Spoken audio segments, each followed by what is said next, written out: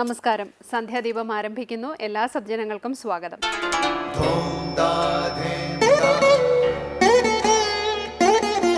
ശുഭം ഭവതു കല്യാണമായുസാരോഗ്യവർദ്ധനം സർവദുഃഖ വിനാശായ സന്ധ്യാദീപം നമോസ്തുതേ. നാമം ജപായനം പുണ്യം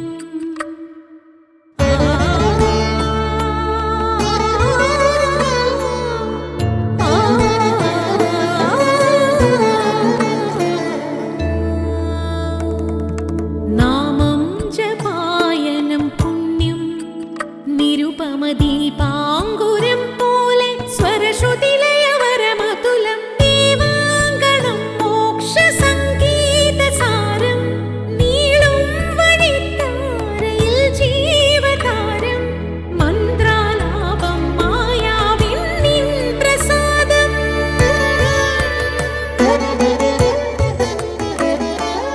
ഇരുൾ നീങ്ങിയുണരുന്ന തെളിനാളദീപം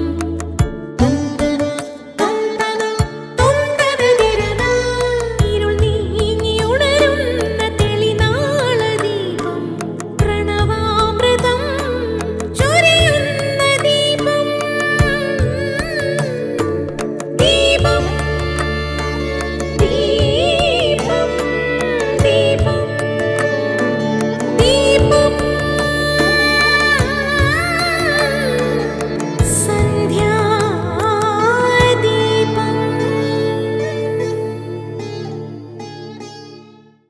ദേവേന്ദ്രന്റെ ഭവനമാണെങ്കിലും അവിടെ മൂർഖ സമാനമായ മനസ്സുള്ളവരാണുള്ളതെങ്കിൽ ആ ഭവനത്തിൽ കഴിയാൻ പ്രയാസമായിരിക്കും. അവിടെ കഴിയുന്നതിനേക്കാൾ സുഖമായിരിക്കും അങ്ങേയറ്റം ദുർഘടമായ പർവ്വതങ്ങളിൽ കാട്ടാളന്മാരുമായി സഞ്ചരിക്കാൻ. അതായത് മൂർഖജനങ്ങളോടൊപ്പം കഴിയേണ്ടി വരുന്നതിൽ കവിഞ്ഞൊരു ശിക്ഷ മറ്റൊന്നില്ല എന്നർത്ഥം. മൂർഖന് മൂഢത എന്നൊരർത്ഥവുമുണ്ട്. വിവേകമില്ലാതെ ജീവിക്കുന്നവരുടെ ചിന്തകളും കർമ്മങ്ങളും ഒരു തരത്തിൽ വിഷം തന്നെയാണ്. സുഖഭോഗങ്ങളുടെയും സൗകര്യങ്ങളുടെയും വിഷയത്തിൽ യാതൊരു ന്യൂനതയും ദേവേന്ദ്ര ഭവനത്തിൽ ഉണ്ടാകുകയില്ല. മനുഷ്യർക്ക് സങ്കല്പിക്കാൻ പോലും കഴിയാത്ത തരത്തിലുള്ള ദിവ്യങ്ങളായ സുഖഭോഗങ്ങൾ ഉണ്ടെങ്കിലും ആ വീട്ടിൽ സഹൃദയരായ ആളുകളില്ലെങ്കിൽ അവിടുത്തെ താമസം കൊണ്ട് ഒരു പ്രയോജനവുമില്ല. ഇനി എന്ത് പറഞ്ഞാലും മനസ്സിലാകാത്തവരും എന്നാൽ എല്ലാം അറിയാമെന്ന് നടിക്കുന്നവരുമായ മൂഢജനങ്ങൾ അവിടെ ഉണ്ടാകുകയും ചെയ്താലോ? അവിടുത്തെ ജീവിതം എത്ര ദുസ്സഹമായിരിക്കും. ഭക്തിയും അറിവുമുള്ളവർ ഒരുമിച്ച് കൂടുന്നിടങ്ങളിൽ സഹൃദയത്വം നിറയും. ജീവിതം ശാന്തമായി ഒഴുകുകയും ചെയ്യും.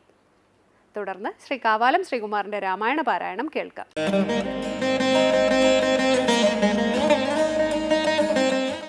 ഇന്നു വന്നു മമ കാംക്ഷിതമൊക്കവേ യത്ര കുത്രാപി വസിക്കിലും ത്വൽപാദഭക്തിക്കിളക്കമുണ്ടാകാതിരിക്കണം. ത്വൽപാദഭക്ത ഭൃത്യേഷു സംഗം പുനരുൾപ്പൂവിൽ എപ്പോഴുമുണ്ടാകയും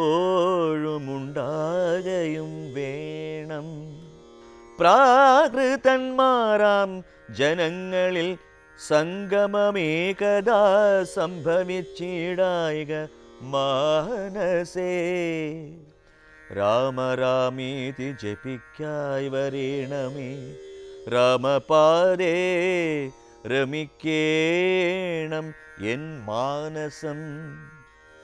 സീതാ സുമിത്രാത്മജാന്വിതം രാഘവം പീതവസ്ത്രം ചാപബാണാസനധരം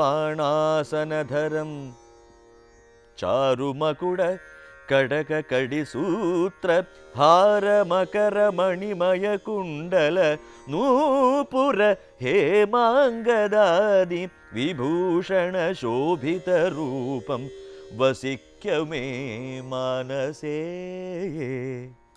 അടുത്തതായി രാമായണ ദർശനം. സാഹചര്യങ്ങൾ മാറി മാറി വരും. പ്രതികൂലവും അനുകൂലവും ആകാം. ഏത് സാഹചര്യത്തിലും ഭഗവാന്റെ പാദഭക്തി ഉണ്ടാകണമെന്നാണ് സ്വയംപ്രഭ ഭഗവാനോട് പ്രാർത്ഥിക്കുന്നത്. ഭക്തിസേവകരുമായി സംഘമുണ്ടാക്കണമെന്ന് പ്രാർത്ഥിക്കുന്ന സ്വയംപ്രഭ പ്രാകൃതന്മാരുമായി അഥവാ ഹിതത്തിന് രഹിതമായി പ്രവർത്തിക്കുന്നവരിൽ നിന്നും അകന്നു കഴിയാൻ കൃപയുണ്ടാകണമെന്നും ഭഗവാനോട് പ്രാർത്ഥിക്കുന്ന ഭാഗമാണ് ഇന്ന് രാമായണ ദർശനത്തിൽ സ്വാമി ചിദാനന്ദപുരി വിവരിക്കുന്നത്.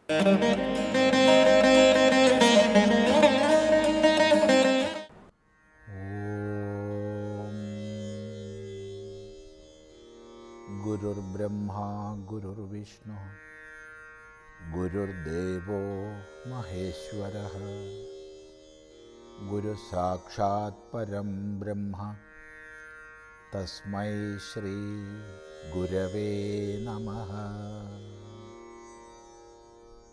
ഓം സദാശിവസമാരംഭാം ശങ്കരാചാര്യമധ്യമാം അസ്മദാചാര്യപര്യന്താം വന്ദേ ഗുരുപരമ്പരാം. സ്തുതിയിൽ പ്രസന്നനായി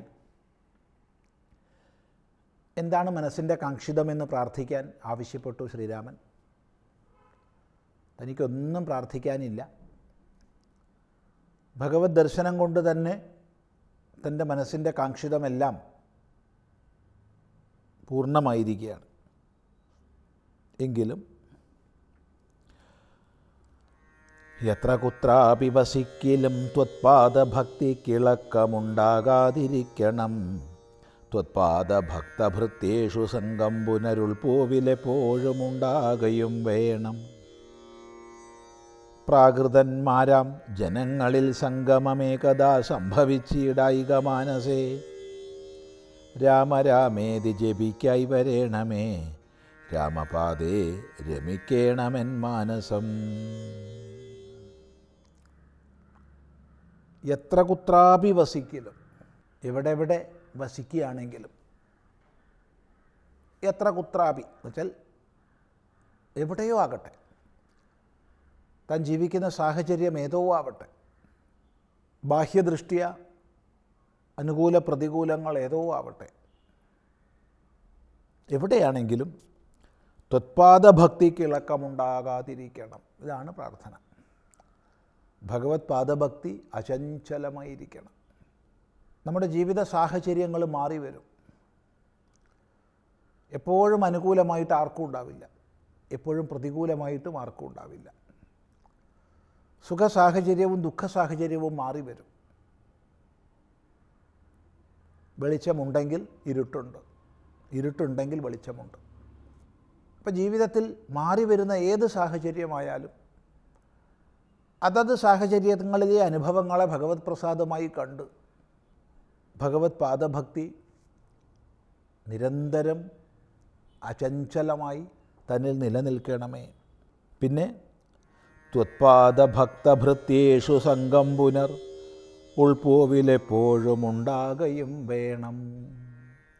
ഉൾപ്പൂവിൽ, മനസ്സിൽ എപ്പോഴും അങ്ങയുടെ ഭക്തന്മാരുടെ ഭൃത്യന്മാരുമായിട്ട് സംഘമുണ്ടാവണം. ഭക്തന്മാരുടെ ഭൃത്യന്മാരുമായെന്ന് പറയുമ്പോൾ പിന്നെ ഭക്തന്മാരുമായി എന്ന് പറയേണ്ടതുണ്ടോ? ഇപ്പോൾ ജീവിതത്തിൽ എപ്പോഴും ഭക്തന്മാരുമായിട്ടുള്ള സംഘം, ഭക്തസേവകന്മാരുമായിട്ടുള്ള സംഘം എപ്പോഴും ഉണ്ടാവണേ. ഭക്തന്മാർക്കും ഭക്തഭൃത്യന്മാർക്കും ഈശ്വരീയമായ വൃത്താന്തങ്ങളെ പറയാനുണ്ടാവുള്ളൂ. എന്ന് മാത്രമല്ല, ആരിൽ ശുദ്ധമായ ഭക്തിയുണ്ടോ അവരുടെ ചുറ്റും ആ ഒരു സാത്വിക ഭാവത്തിൻ്റെ തരംഗമുണ്ടാകും. അതുകൊണ്ട് തന്നെ ശുദ്ധഭക്തന്മാരുടെ സന്നിധിയിൽ സ്വാഭാവികമായി അവാച്യമായ ശാന്തി അനുഭവപ്പെടും. ആ ഒരു വൃത്തി നമ്മളിലും ഉറയ്ക്കും. ലോക ജീവിതത്തിൽ ഏറ്റവും പ്രധാനം സംഘം തന്നെയാണ്. ആരോടുകൂടെയാണോ കൂട്ടുകൂടുന്നത് അതിനനുസരിച്ച വൃത്തിയാണ് നമ്മളിലുണ്ടാവുന്നത്. അതുകൊണ്ട് അങ്ങയുടെ ഭക്തന്മാരുമായി സംഘമുണ്ടാവണം, ഭൃത്യന്മാരുമായി സംഘം ഉണ്ടാവണം. അവിടെ പ്രത്യേകിച്ചും മനസ്സിനാണ് പറയുന്നത്. ബാഹ്യമായിട്ടുള്ള സംഘത്തേക്കാൾ മനസ്സിൻ്റെ ഭാവം, മനസ്സിലേക്കത് പ്രവേശിക്കണം. മനസ്സിലേക്കത് പ്രവേശിക്കാതെ ഏത് സാഹചര്യത്തിൽ നിവസിച്ചിട്ടും എന്ത് പ്രയോജനം? ഇതാണ് പ്രധാനമായിട്ട് പ്രാർത്ഥിക്കുന്നത്. പ്രാകൃതന്മാരാം ജനങ്ങളിൽ സംഗമം ഏകദാ സംഭവിച്ചിടായിക മാനസേ. പ്രാകൃത ജനങ്ങളുമായിട്ടുള്ള സംഘം ഒരിക്കലും ഉണ്ടാവരുതേ. അവിടെ ഏകദാ, ഒരിക്കൽ എന്നുള്ളതിന് ഒരിക്കലും എന്നർത്ഥം മനസ്സിലാക്കണം. ഒരിക്കലും പ്രാകൃത ജനങ്ങളുമായിട്ട് സംഘമുണ്ടാവരുതേ. പ്രാകൃത ജനങ്ങൾ എന്ന് പറഞ്ഞാൽ പ്രകൃതി വശകരായ ജനങ്ങൾ. എന്താണോ പ്രകൃതി പ്രേരിപ്പിക്കുന്നത് അതിനനുസരിച്ച് പ്രവർത്തിക്കുന്നവർ.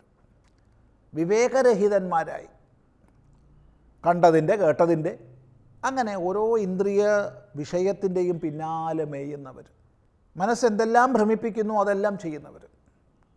അതിനപ്പുറത്ത് വിവേകപ്രജ്ഞ ഇല്ലാത്തവർ, അവരാണ് പ്രാകൃതന്മാർ.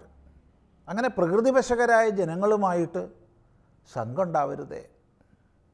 ഇത്തരം സംഘം ഉണ്ടാവുമ്പോൾ നമ്മുടെയും ചിത്തം കേവലം വിഷയങ്ങൾക്ക് പിന്നാലെ ഓടുന്നതായി മാറും.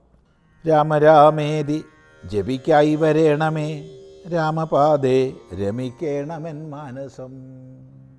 എപ്പോഴും രാമരാമ എന്ന് ജപിക്കാൻ സാധിക്കണം. എൻ്റെ മനസ്സാകട്ടെ രാമപാദത്തിലായിരിക്കണം. സീതാ സുമിത്രാത്മജാന്വിതം രാഘവം പീതവസ്ത്രം ചാപബാണാസനധരം ചാരുമകുട കടക കടിസൂത്രഹാര മകരമണിമയകുണ്ടല നോപുര ഹേമംഗദാദി വിഭൂഷണശോഭിതരൂപം വസിക്കമേ മാനസേ. നമ്മൾ ഓരോരുത്തരും എങ്ങനെയാണോ ഭഗവത് രൂപത്തെ ധ്യാനിക്കുന്നത് അഥവാ വിചാരം ചെയ്ത് ഉറപ്പിക്കുന്നത്, അത് ധ്യാനത്തിനനുസൃതമായിട്ട് നമ്മളിൽ ഉറക്കുകയാണ്. ഇവിടെ ശ്രീരാമൻ വനചരനാണ്. അങ്ങനെ വനചരൻ ഉചിതമായ വസ്ത്രമാണ്, ആഭൂഷണങ്ങളാണ്, ജടയും വൽക്കലവുമൊക്കെയാണ്. എങ്കിൽ തന്നെയും ആ രൂപമാണ് താൻ കാണുന്നതെങ്കിൽ തന്നെയും തൻ്റെ മനസ്സിന് അഭിമതമായ രൂപത്തെ പ്രാർത്ഥിക്കാം, ധ്യാനിക്കാം. യഥാഭിമത ധ്യാനം, അവനവൻ്റെ മനസ്സിന് യോജിക്കുന്നതായ ഭാവത്തെ അനുധ്യാനം ചെയ്യാം. ആ നിലയ്ക്ക് പ്രാർത്ഥിക്കുകയാണ്. മഞ്ഞ പട്ടുടുത്ത് സീതയോടും ലക്ഷ്മണനോടും കൂടി അമ്പും വില്ലും ധരിച്ച് അതിമനോഹരമായ കിരീടം ധരിച്ച് വളകളും തോൾവളകളും അരഞ്ഞാണവും എല്ലാം ധരിച്ച് ശോഭിക്കുന്നതായ ശ്രീരാമരൂപം എൻ്റെ ഉള്ളിൽ പ്രകാശിക്കണമേ. ഈ രൂപമല്ല അവിടെ സ്വയംപ്രഭ കാണുന്നത്, പക്ഷെ മനസ്സിൽ അഭിമതമായിരിക്കുന്ന ആ ഒരു രൂപം ദർശിക്കാനിടയാവണേ എന്ന് പ്രാർത്ഥിക്കുകയാണ്. തുടർന്ന് നമുക്ക് അടുത്ത പ്രാവശ്യം ശ്രദ്ധിക്കാം. ഭക്തസേവകർക്ക് എപ്പോഴും ദൈവിക വിഷയങ്ങളെ പറയാനുണ്ടാകൂ. അങ്ങനെയുള്ള ശുദ്ധഭക്തന്മാരുടെ ചുറ്റും സാത്വിക ഭാവത്തിൻ്റെ തരംഗമുണ്ടായിരിക്കും. അവരുടെ സന്നിധിയിൽ അവാച്യമായ ശാന്തി അനുഭവപ്പെടും.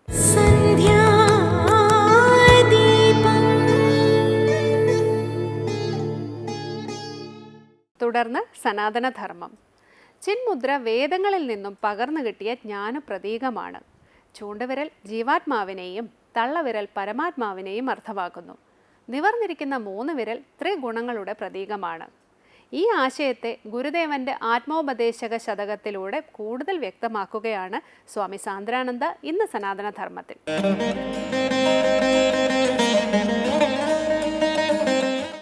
നമസ്തേ.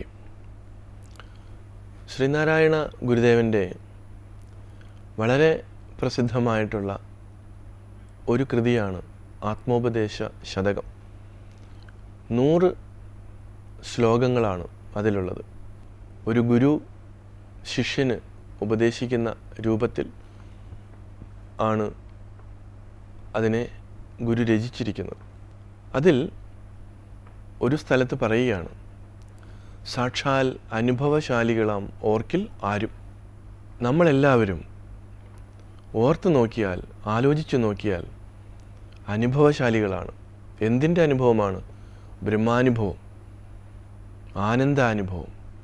പക്ഷേ നമ്മൾക്കത് ബോധ്യമാകുന്നില്ല. നമ്മളിപ്പോഴും ജീവാത്മാവാണെന്നും നമ്മൾ ഏതെങ്കിലും ഒരു സമയത്ത് പരമാത്മാവിൽ പോയി ലയിക്കണമെന്നും ഒക്കെയാണ് ധരിച്ചു വച്ചിരിക്കുന്നത്. നമ്മുടെ ചിന്മുദ്രയുടെ അർത്ഥവും അതുപോലെയാണ്. ചിത്ത് എന്ന് പറഞ്ഞാൽ ചൈതന്യമാണ്. അപ്പോൾ തള്ളവിരലിൽ ചൂണ്ടുവിരൽ ചേർത്ത് പിടിച്ച് മറ്റു വിരലുകൾ നിവർത്തി വച്ചിരിക്കുമ്പോഴാണ് ചിന്മുദ്ര എന്ന് പറയുന്നത്. അയ്യപ്പസ്വാമിയുടെ ഒരു കൈ വച്ചിരിക്കുന്നത് ചിന്മുദ്രയിലാണ്. അവിടെ തത്വമസി എന്ന് എഴുതി വച്ചിട്ടുമുണ്ട്. ഉപനിഷത്തിലെ മഹാവാക്യമാണ്. അപ്പോൾ അയ്യപ്പസ്വാമി ആ ചിന്മുദ്രയിലൂടെ, മറ്റു ഒരുപാട് ദേവതകളും ഈ ചിന്മുദ്ര പിടിച്ചിട്ടുള്ള ദേവതകളുണ്ട്. ഇതെല്ലാം ഉപനിഷത്തിൽ നിന്ന് വന്നിട്ടുള്ളതാണ്. ആ ദേവതകളിലൂടെ, ഈ ഒരു സിമ്പലിലൂടെ വലിയൊരു തത്വത്തെയാണ് ജനങ്ങളിലേക്ക് പകർന്നു കൊടുക്കുവാൻ മഹർഷി ശ്രമിക്കുന്നത്. ചൂണ്ടുവിരൽ ജീവാത്മാവിനെയും തള്ളവിരൽ പരമാത്മാവിൻ്റെയും പ്രതീകമായിട്ടാണ് ഉപനിഷത്ത് പറയുന്നത്. അങ്കുഷ്ടമാത്ര പുരുഷ, പരമാത്മാവിനെ അങ്കുഷ്ടമാത്ര പുരുഷൻ എന്ന് പറയും. തള്ളവിരലിനോളം അതിനെ ഉപമിച്ചിരിക്കുന്നത്. അപ്പോൾ എപ്പോഴാണോ ഈ ജീവാത്മാവ് പരമാത്മാവിൽ ലയിക്കുന്നത്, ലയിക്കുക എന്ന് പറയുന്നത് നമ്മൾ സാധാരണ വിചാരിക്കുന്ന പോലെ ഒന്നിൽ മറ്റൊന്ന് മിക്സ് ആകുക എന്നുള്ള അർത്ഥത്തിലല്ല. ചൂണ്ടുവിരലും തള്ളവിരലും ചേർന്നിരിക്കുമ്പോൾ മറ്റ് 3 വിരലുകൾ നിവർന്നിരിക്കുകയാണ്. ആ 3 വിരലുകൾക്ക് വേറൊരർത്ഥം കൂടിയുണ്ട്. 3 ഗുണങ്ങൾ, തമോ ഗുണം, രജോ ഗുണം, സത്വഗുണം. നമ്മളിലെല്ലാവരിലും ഈ 3 ഗുണങ്ങൾ മാറി മാറി വരാറുണ്ട്. ചിലരിൽ തമോ ഗുണം അധികമായിരിക്കും, ചിലരിൽ രജോ ഗുണം അധികമായിരിക്കും, ചിലരിൽ സത്വഗുണം അധികമായിരിക്കും. ഇത് 3ഉം മാറി മാറി ഒരു വ്യക്തിയിലുണ്ടാകും. നമ്മളുടെ നിരന്തരമായ സാധന കൊണ്ട്, ജപം കൊണ്ട്, ധ്യാനം കൊണ്ട്, പ്രാണായാമം കൊണ്ട്, ക്ഷേത്രദർശനം കൊണ്ട്, സത്സംഗം കൊണ്ട് ഒക്കെ മാറ്റി എടുക്കേണ്ടത് ഈ തമോ ഗുണത്തെയും രജോ ഗുണത്തെയുമാണ്. തമസിൽ നിന്ന് രജസിലേക്കും രജസിൽ നിന്ന് സത്വത്തിലേക്കുമാണ് ഒരു വ്യക്തി, ഒരു ജീവൻ ഉയരേണ്ടത്. തമസ് വലിയ അപകടകാരിയാണ്. നമ്മുടെ ബുദ്ധിയൊക്കെ മന്ദീഭവിച്ചു പോകുന്ന ഒരു പ്രക്രിയ. തീർച്ചയായിട്ടും അതിന് പറ്റുന്ന ഭക്ഷണ രീതികളാണ് ഇന്ന് നമ്മുടെ സമൂഹത്തിലുള്ളത്. രജോ ഗുണമാണെങ്കിൽ എല്ലാത്തിനും മുൻകോപത്തോടു കൂടി എടുത്തുചാട്ടം കൂടുതലായിരിക്കും. അവിടെയും മനസ്സിനെ ബാലൻസിൽ കൊണ്ടുവരാൻ സാധിക്കുന്നില്ല. അപ്പോൾ ഈ 3 ഗുണങ്ങളെയും നമ്മൾ അതിക്രമിക്കുമ്പോഴാണ്, ഓവർകം ചെയ്യുമ്പോഴാണ് ജീവാത്മാവ് എന്ന് പറയുന്നത് താൽക്കാലികമായി നമ്മൾ അംഗീകരിച്ചിട്ടുള്ള ഒന്നാണെന്നും ഇവിടെ എല്ലാ സ്ഥലത്തും നിറഞ്ഞു നിൽക്കുന്നത് ഏതൊരു ചൈതന്യമാണോ ആ ചൈതന്യം തന്നെയാണ് താനെന്നുള്ള ബോധത്തിലേക്ക് അവൻ ഉണരുകയാണ്. അങ്ങനെ ഉണരുമ്പോൾ, ആ തിരിച്ചറിവുണ്ടാകുമ്പോഴാണ് ഗുരു പറയുന്ന സാക്ഷാൽ അനുഭവശാലികളാം ഓർക്കിലാരും. നമ്മൾ ഇതിനെക്കുറിച്ച് വിശകലനം ചെയ്യുമ്പോൾ, തത്വമസി അവിടെ ഉപദേശിക്കുമ്പോൾ അത് നീയാണ് എന്ന് പറയുമ്പോൾ വെളിയിൽ ദൂരെയുള്ള ഒന്നിനെക്കുറിച്ചല്ല, ഏതൊന്നിൽ നിന്നാണോ ഈ പ്രപഞ്ചം ഉണ്ടായി വന്നത്, നിലനിൽക്കുന്നത്, അത് ലയിച്ചു ചേരുന്നത്, അതിനെയാണ് തദ് എന്ന് പറയുന്നത്. അതുകൊണ്ട് പറയുന്നു, മകനെ അത് നീ തന്നെയാണ്. അപ്പോൾ ആ ശിഷ്യൻ എന്താണ് മനസ്സിലാക്കുന്നത്? അഹം ബ്രഹ്മാസ്മി. ഗുരു അതിനെ ചൂണ്ടിക്കാട്ടിക്കിട്ടാണ് പറയുന്നത്, നമ്മൾ ഓരോരുത്തരും ഈ സത്യം തന്നെയാണ്, ഈ ചൈതന്യം തന്നെയാണ്, സുഖസ്വരൂപം തന്നെയാണ്. നമ്മളുടെ തമസിൻ്റെയും രജസിൻ്റെയും ആധിക്യം മൂലം നമ്മൾ തിരിച്ചറിയാതെ പോകുന്നു. അങ്ങനെ ഒരു തിരിച്ചറിവുണ്ടാകുവാൻ നമുക്ക് ഗുരുവിൻ്റെ കൃതികൾ ഇട നൽകട്ടെ. ഏവർക്കും നമസ്കാരം.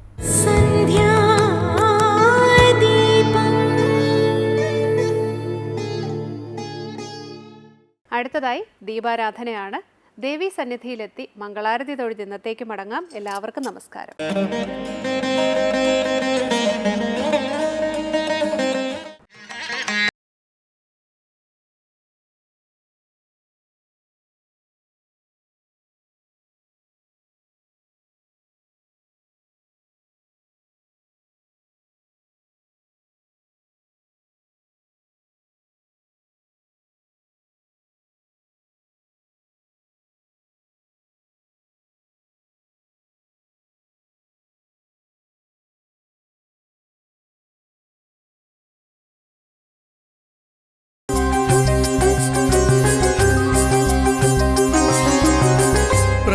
പ്രണവസ്വരൂപിണിയാം കരിക്കകത്തമ്മേ പ്രകാശപൂരിത പ്രത്യക്ഷദായിനി പ്രണവസ്വരൂപിണിയാം കരിക്കകത്തമ്മേ പ്രകാശപൂരിത പ്രത്യക്ഷദായിനി അവിടുത്തെ കാരുണ്യം നേടുവാനായമ്മേ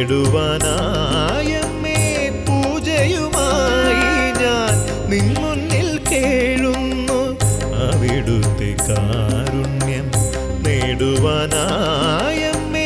പൂജയുമായി ഞാൻ നിൻ മുന്നിൽ കേഴുന്നു ജയ ജയ ജയ ജഗദീശ്വരി കരിക്കകത്തമ്മേ പാഹിമാ ജയ ജയ ജയ ജഗദീശ്വരി കരിക്കകത്തമ്മേ പാഹിമാ